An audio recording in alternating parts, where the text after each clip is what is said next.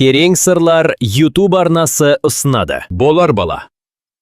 Бірден Наушабай деген кісі абайға, сіздің ақылыңыз бен сөзіңізге орайлы сөз ақыл айтқан кісі болды ма?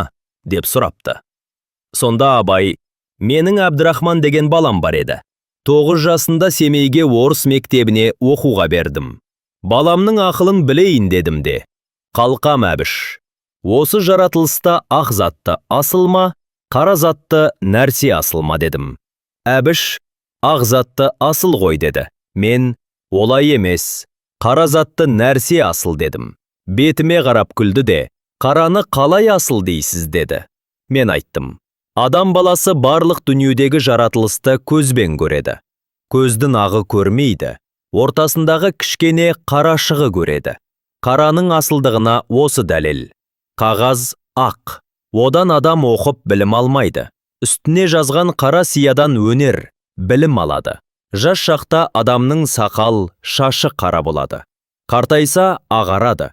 Жас күнде ақыл, білім, қайрат көп болады.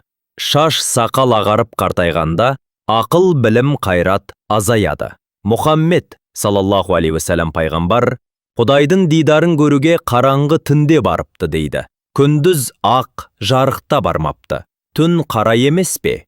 Сондықтан ақтан қараны асыл ма деп ойлаймын дедім. Сонда Әбіш, оның бәрін немен ойлап білдіңіз деді. Мен ақылмен ойлап білдім дедім. Олай болса, ақыл мида болмай ма?